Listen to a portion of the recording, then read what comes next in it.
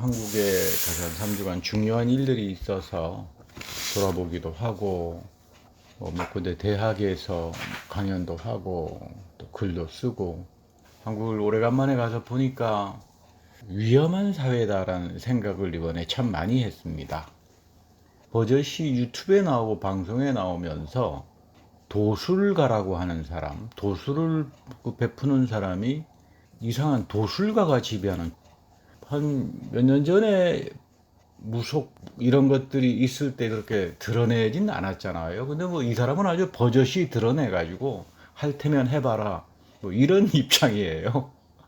야, 참 큰일 났구나. 이거 어떻게 도술가가 무당이 이렇게 장악해가지고 세상을 지배하나, 뭐 그런 생각을 해보았습니다. 또 두 번째는, 저는 걱정이 돼서 전쟁이 어떻게 되나 싶어서 한국 가서도 계속 미국 방송을 보고 있었습니다. 아주 중요한 미국 방송들은 한국의 언론에 거의 보고가 되지 않아서 늘 보고 있었는데, 앤토니 블링켄이라고 하는 우리 국무장관이, 원래 그분이 아주 그 아버지가 유명한 우크라이나 출신이에요. 아주 알아주는 정치가시기도 하고, 60분 타임 뉴스에 나와가지고 러시아에게 우리가 이겼다, 레닌 너는 졌다, 심지어 너가 핵무기를 쓰더라도 이기지 못한다, 순순히 항복하든가 핵무기를 쓸 거면 우크라이나에서 제한 핵전을 하자, 뭐 이런 인터뷰를 하는데 깜짝 놀랐어요. 야, 이거 아예 미국 쪽에서 이제는 왜 저렇게 자신만만한가 봤더니, 또는 대학이랄지 이런 데를 폭격을 하는데 그 이유가 뭐 나름대로 의도도 있겠지만 무기 명중률이 별 볼 일 없어서 그렇대요. 무기들이 낡은 무기들입니다. 겉으로 거짓말하고 호언장담했던 그런 러시아 불군 군대의 무기가 아니라 허접한 무기다 이 말이에요. 그랬는데 오히려 한국에서는 김정은이가 이 말을 듣고는 막 겁이 나서 미사일을 쏘고 난리를 치는데, 한국에서는 또 전쟁하재요, 국회의원이라는 사람이. 제가 하도 화가 나서 시민들의 승인을 얻지 못하고 국가를 불구덩이로 이제 갖다 놓는 정치가들은 우리 소환하잖아요, 리콜.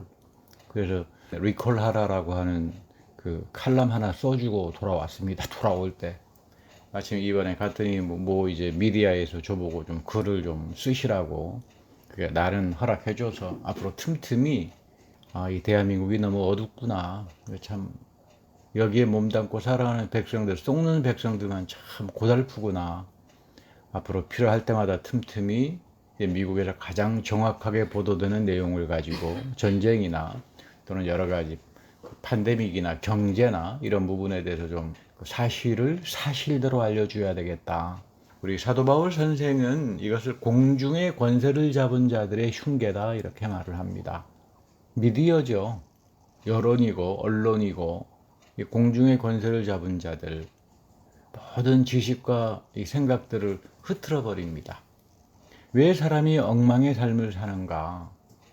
교회에도 가서 봤지만 너무나 뿌리 깊게 세속화가 되어 있어서 이거 어디서 뭘 어떻게 말을 해야 될지 모르겠더라고요. 사실 이 미국에서도 목회자 수련회를 가보면 목사님들이 많이 모입니다. 그래서 어떻게 하면 하나님의 뜻에 맞는 목회를 잘할 수 있을까? 근데 놀라운 것은 저 같은 사람을 불러요.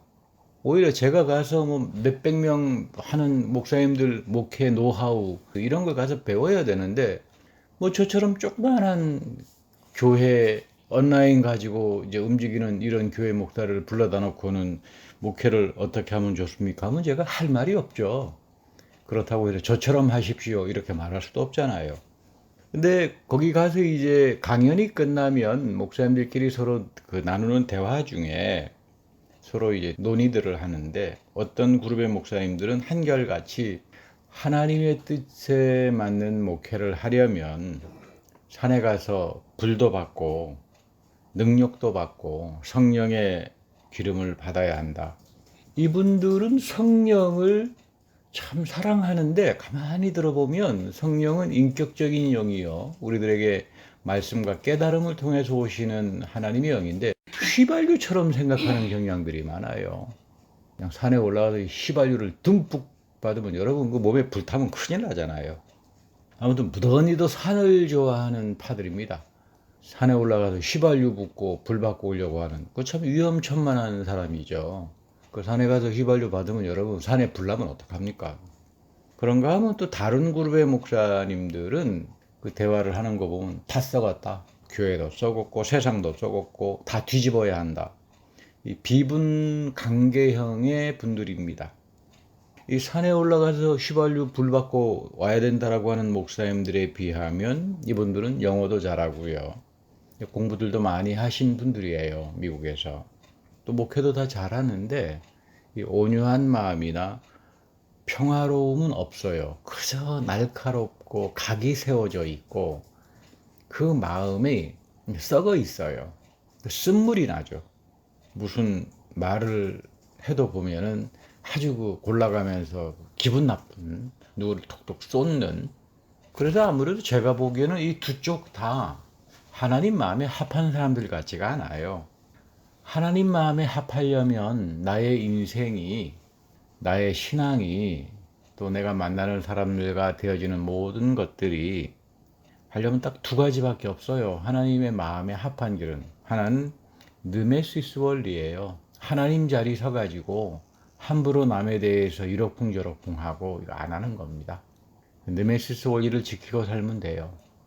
내가 절대로 하나님 자리에 타락한 부패한 마음을 가지고 그저 입만 열면 남을 정죄하고 수군거리고 이런 거 내 하지 않겠다. 왜냐하면 반드시 하나님께서 심판하세요. 그런 사람들. 그러니까 이 느메시스 원리를 지키고 살아야 되는데 이건 요셉뿐만 아니라 사도 바울까지 신약 성경 전체를 이끌어갑니다. 심판은 하나님이 하세요. 이게 신앙이죠. 믿음이라고 하는 건 다른 거 아닙니다. 하나님의 의로움을 인정하는 게 믿음이에요.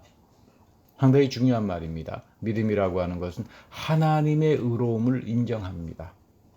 하나님의 의로움을 인정하기 때문에 나는 그 하나님께 모든 걸 맡기고 신뢰하고 갑니다.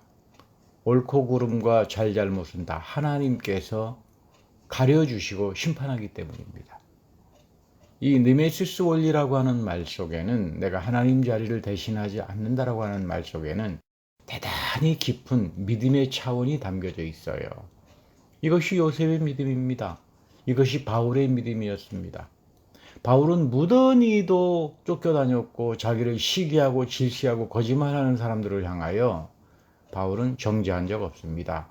항상 그의 기도는 하나님께 맡기고 하나님이 너를 심판할 거다. 나는 하나님 자리에 대신하지 않겠다. 우리가 믿음 생활하면서 이런 자세 가지고 살아야 합니다. 내가 만나는 사람들 사이에서, 가정에서 되어지는 모든 일들 속에 우리가 이런 은혜의 마음을 알고 하나님께 모든 걸 맡기고 신뢰하고 가는 이런 자세가 참 중요하다, 이런 생각을 해봅니다. 두 번째는 하나님의 마음에 합한 것은 예수님의 원리예요. 예할 건 예하고 아니요할 건 아니요한다 그 말이에요. 물에 물 탄 듯 술에 술 탄 듯 부한해동하고, 그리고는 아니면 말고 하나님께서 가장 싫어하는 문화예요. 이번에 한국 가서도 제가 여러 차례 강연하면서 제발 이 두 가지를 좀 지키고 살았으면 좋겠다. 왜 이렇게 한국 교회가, 한국 사회가 이렇게 처참하게 무너지고 이렇게 어려운가? 하나님께서 너희들 부담스럽다. 이 느메시스 원리 하나를 지키고 절대 함부로 남을 정죄하고 이런 마음을 갖지 말고 살았으면 좋겠다. 두 번째는 예할 거 예하고 아니하면 아니인 거지. 부한해동하고 소려 하다가 나중에 그 사실이 아니면 말고 하나님께서 무서운 심판을 합니다. 그런 이 문화적인 잘못된 것들이 오늘 너무나 세속화되어 버린 한국 교회도 그렇고 사회도 그렇고, 그 말 같지도 않은 무슨 무당 도술하는 사람이 세상에 정치를 다 지배해도 아무 소리도 못하고, 저를 깜짝 놀라게 했던 거는 다시 촛불을 키며 하며 들고 나온 목사님 한 분이 계시더라고요. 근데 저는 가만히 그걸 보면서 그런 느낌 받았습니다. 그 밥에 그 나물인데 과연 시민들이 다시 옛날처럼 촛불을 켜고 나올까? 뭐 도덕적으로 미투당하고 다 쏟고 다 그런 인간들인데 똑같은 인간들이 다시 좀 사태가 나빠지니까 촛불 들고 나오자 그러면 시민들이 그럽시다고 나올 것 같아요. 제가 가서 보니까 대한민국의 시민사회는 아마 세상에 최고인 것 같아요. 세계에서. 프랑스 다음인 것 같아요. 굉장히 한국의 시민들이 경제가 좀 높아지고 교육이 높아지다가 보니까 굉장히 비판적으로 돼 있어요. 쉽게 함부로 마음을 내주지 않습니다. 참 앞으로 이 한국의 정치나 사회가 굉장히 어렵겠다. 오늘 성경을 읽어보면 우리가 하나님의 자녀로 살게 된다라고 하는 것은 믿음입니다.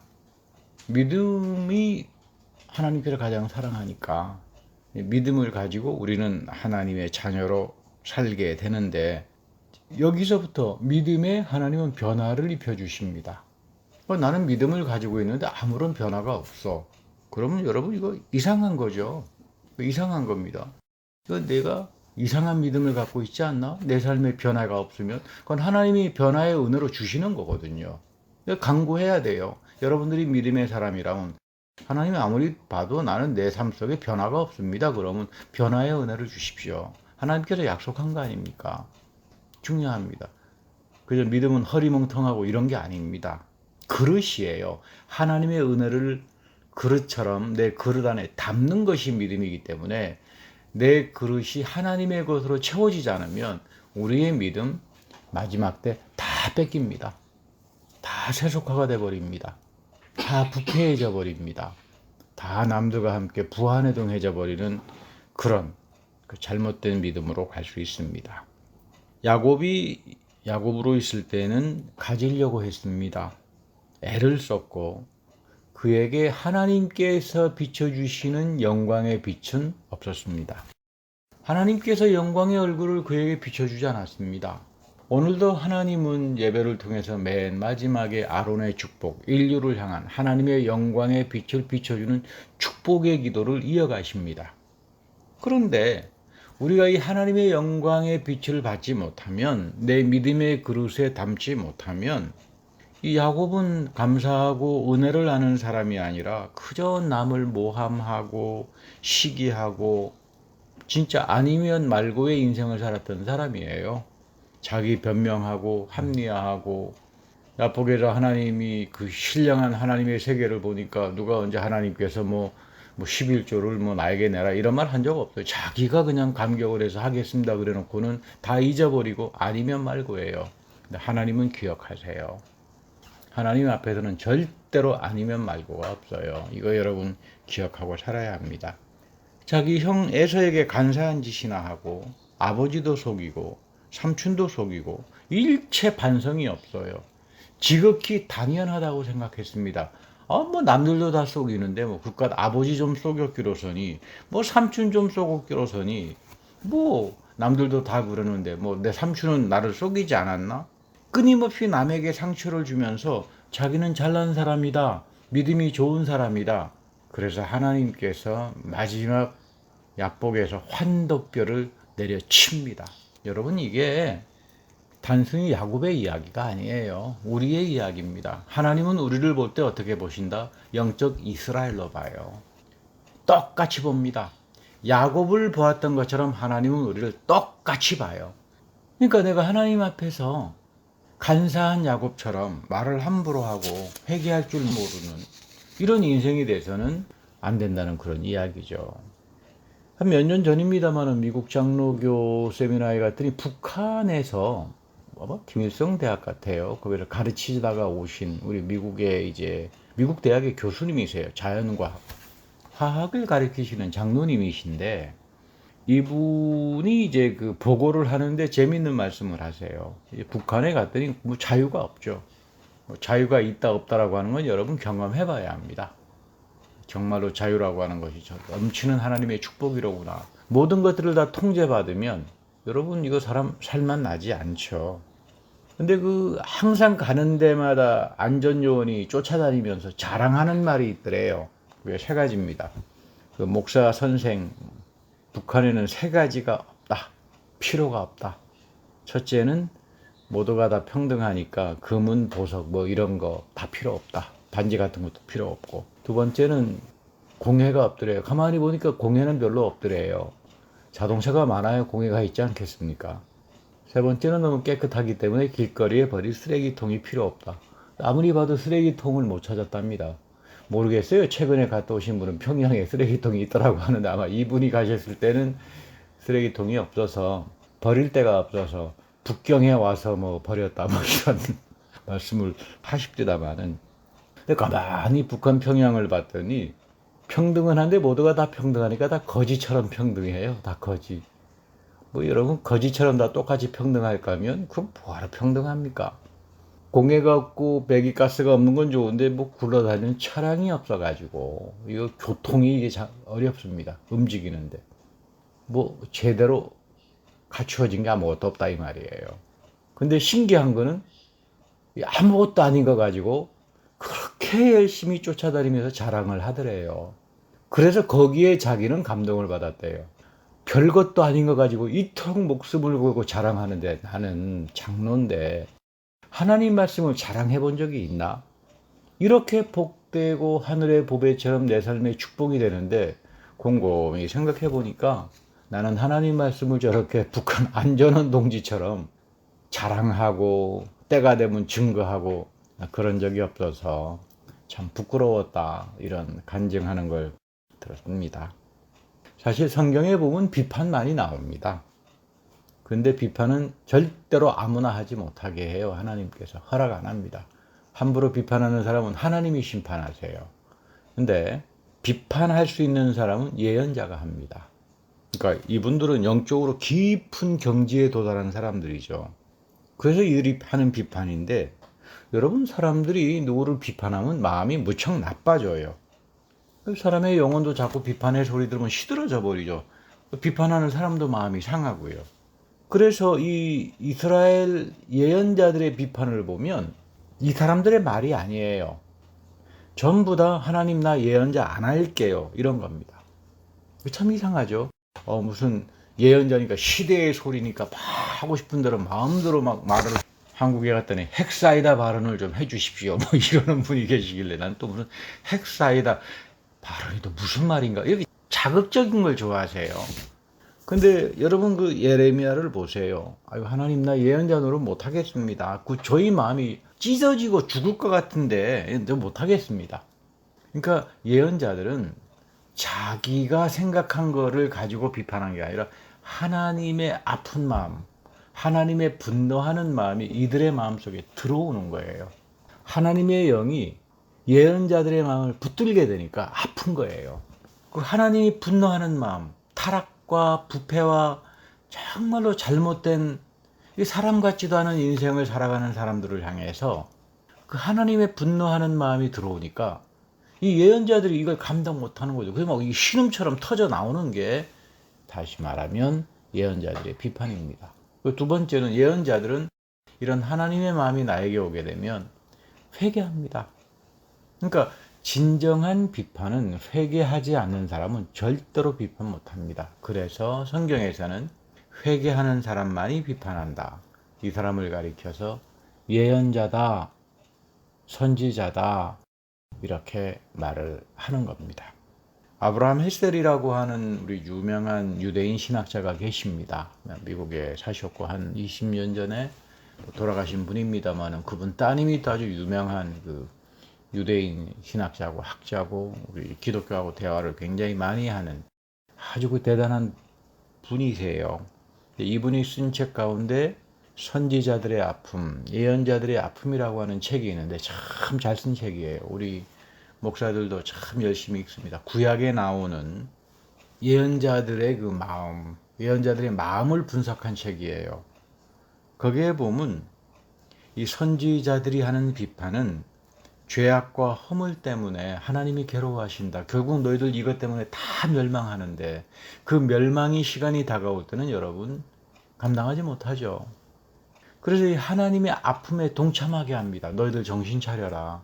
요거 이제 넘어가게 되면 너희들은 끝나는 거야. 근데 백성들이 안 들어요. 오히려 뭐 대적하고요. 요즘도 그렇습니다. 며칠 전에 여기 와서 봤더니 그 엘 고어라고 하는 우리 전 부통령이 아주 뭐 우크라이나 전쟁을 보면서 흥분하셔가지고 그 ABC에 나와서 그 인터뷰를 하시더라고요. 이 전쟁 잘못되면 기후변화 때문에 다 죽는다, 우리. 이 기후변화 때문에 앞으로 국가 비상사태 선포해야 된다. 이거 지금 직업 정치가들이 귀를 흘러듣고 이걸 잘못했다가는 그때는 너나 할 것 없이 다 죽는다. 빨리 전쟁 끝내야 된다. 저는 아멘 했어요. 여러분, 이 전쟁이 기후에 미치는 영향이라고 하는 거 어마어마합니다. 아니 뭐 경제에 영향을 미친다, 뭐 음식 공급망에 영향을 미친다, 이런 걱정은 하지만 기후가 빵꾸가 뚫려요. 엄청난 폭탄을 쏘기 때문에 화석연료, 불들이 완전히 기후층을 다 생물권이라지 대기권으로 다 뚫어버리죠. 이거 큰 문제가 생깁니다. 근데 안 들어요. 우리가 하나님이 주신 이 땅, 이 환경 소중하게 여기면서 살아야 됩니다. 하나님의 아픔이죠.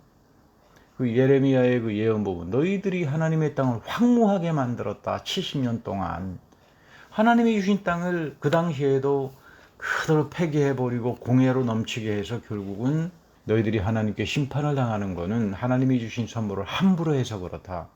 여러분, 특히 기독교인들은 이 자연에 대해서, 환경에 대해서 보호도 하고 소중히 여기며 살아야 합니다. 아브라함의 신앙은 항상 우리들이 본받아야 되는 건데, 그의 그 믿음의 본받음 속에는, 그의 믿음에는 모든 사건들을 하나님 안에서 이해를 한 사람이에요. 오늘 본문에 보면 하나님의 천사가 찾아옵니다. 마무리 상수리 나무 아래서 영접합니다. 무슨 까닭이 있어서 여러분들이 나에게 오셨다. 그러니까 그냥 지나치지 않아요.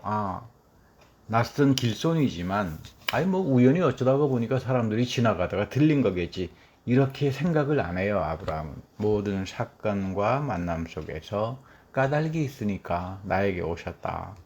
그 영어 번역에 보면은 까닭이 있어서 당신의 종에게 왔다. 그러니까 자신을 찾아온 손님의 종으로 생각하는 거예요. 당신의 종으로. 이 사람들 배후에 하나님의 임재가 있구나. 모든 범사에 하나님의 선하심을 보고 살았다는 말이에요. 우리 사도 바울이 보면 범사에 하나님의 선하심이 너에게 나타난다. 아브라함은 그걸 보고 산 사람입니다. 여러분들의 일상의 삶 속에서도 어려운 일을 경험하기도 하고 여러 가지 힘든 일도 있겠지만 이 범사에 하나님의 선하심이 있다, 이거를 보고 살 줄 아는 것이 믿음이에요. 우리는 말로는 그렇습니다. 섬기는 삶을 살아야 되겠다. 아무도 섬기지 않습니다. 자기가 원하는 생각이나 자기의 이해관계가 조금이라도 부서지게 되면, 어긋나게 되면 난리를 치고 시험에 들었다고 그러고 섭섭하다고 그러고, 이게 우리들의 인생이에요. 스스로 공을 드러내고 싶고 과시하고 싶고 이런 게 우리들의 인간의 모습이에요. 하나님이 참 부담스러워하는 인생들이죠. 그런데 이런 인생에서 우리가 믿음을 갖기 시작하면 변화가 나타납니다. 여러분들의 변화를 위해서 기도해야 돼요. 범사의 모든 일들 속에 하나님의 임재를 바라보고 하나님의 선하심을 보고 살아갈 수 있도록 아브라함과 같은 믿음을 허락해 주십시오. 아이고 목사님 나 죽겠습니다. 너무나 어렵습니다. 그런 사람들 참 많이 만납니다. 한국에서도 상담 좀 하겠다 그래서 일저저는 상담 안 합니다. 애로사항이 많다고 그러고 하는데 하나님 지금 만나지 못해서 그래요. 항상 하나님께서 말씀의 씨앗을 심겨주고 경작해주고 성령의 기름으로 내 마음을 새롭게 할 때 하나님이 맨 처음 주시는 은사가 뭐예요? 지식과 지혜의 은사잖아요.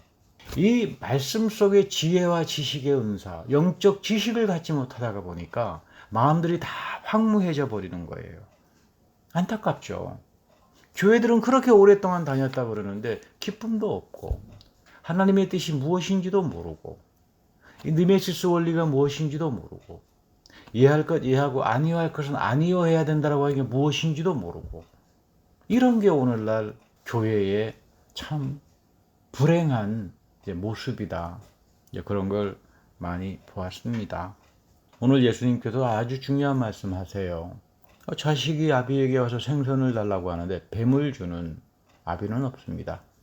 아무리 그 아비가 악한이고 악인이고 세상의 범죄자라고 하더라도 자식이 와서 뭐 주세요 그러면 악한 것을 주지 않는다 이 말이에요. 근데 하물며 하나님께서, 여러분 여기에는 굉장히 깊은 내용이 담겨져 있습니다. 예수님 시대의 사막에는 전갈의 알이 달걀하고 비슷하게 보입니다. 여러분들이 인생에서 많은 것들을 부딪힐 겁니다. 그러나 믿음의 변화를 가지고 항상 하나님이 내 말씀을 내 심령 속에 경작해 주시고 성령으로 기름 부어줌을 간구하며 사는 사람들에게는 내가 인생에서 살아가면서 부딪히는 모든 어려운 것들, 끔찍한 것, 정갈의 알처럼 피해버리고 싶은 그 속에 하나님이 우리에게 허락하신 계란과 같은 놀라운 축복의 현실이 있다. 믿음의 마지막 단계는 예언입니다. 예언은 보는 겁니다. 하나님께서 내 앞에서 신령한 세계를 열어주세요. 보여주는 겁니다. 근데 우리는 믿음을 갖고 있다 그러면서 영적인 눈이 다 닫혀 있어요. 답답하죠. 눈을 떠야 돼요. 믿음의 눈을 뜨고 예언의 눈을 뜨고 하나님이 내 앞에서 열어가는 범사의 모든 것들을 선하게 하시는, 나는 지금 어렵고 괴로움을 경험하고 왜 이렇게 정갈처럼 힘들고 이런 현실들이 나에게 오는가? 예수님은 그것이 아니라 하나님께서 절대로 너희들에게 악한 것을 주시지 않으신다. 성령을 간구하라. 여러분 부자 되고 싶으세요? 여러분들이 부딪히는 문제 해결하고 싶으세요? 성령부터 간구하세요. 가장 중요합니다. 성령이 여러분들에게 오셔야만 영적인 지식과 지혜가 생깁니다. 여러분들의 믿음 속에 지식과 지혜의 은사가 나타나면서 내가 우겨싸 다짐을 당한 이 상황 속에서 하나님이 열어가시는 새하늘과 새 땅을 보게 하는 겁니다. 하나님께서 성령을 주신다. 그 클레어몬트 신학교 LA에 앤디 드레이처라고 하는 교수님 한 분이 계세요. 이분은 그 영성신학을 전문으로 하시는 분이고 제가 샌프란시스코 신학교에 있을 때 같이 일을 했던 친구입니다. 아내는 그 미국 장로교 목사님이신데 아주 그 촉망받는 두 젊은 분들이고 참 신실한 하나님의 종들이에요. 이 사모님이 40대에 불치의 병으로 투병 생활하다가 돌아가셨습니다. 그 1년간 아내의 투병 생활을 돌보면서 이 드레이처 교수가 이 병상에서 나누었던 그 아내와의 그 일기 대화를 그 자기가 섬기고 가르치는 신학교 홈페이지에다가 매주마다 이제 올렸어요. 이번에 갔더니 이 드레이처 교수 밑에서 공부했던 후배 겸 제자를 만났습니다만은 참 감동적이었대요. 이 클레모트 신학교 학생들이 우리 교수님이 올리는 그 글을 홈페이지에 올리는 거를 모두가 다 그걸 보면서 기도하고 그 마지막 그 삶을 이제 같이 했다 그러는데, 거기에 보니까 그 기억에 나는 게 자기가 예일 대학교 신학교를 다녔는데 예일에서 그 아내를 이제 만났는데 참 그 예일 대학의 교정의 담쟁이가 참 인상적이었고 그 앉아서 서로 이야기했던 교정의 벤치 뭐 이런 것들입니다. 그러다가 거기서 이제 헤어졌는데 아주 우연히 비 오는 날 우리 버클리 연합신학대학원 옛날에는 책 가게가 있었죠. 북스토어. 지금은 다 없어졌습니다만은 북스토어에 서 있다가 비 오는 날 다시 만난 일. 나중에 알고 보니까 그 자기 아내의 남편이 미국 장로교 총회장입니다. 아주 유명한 신학교고 신학자고.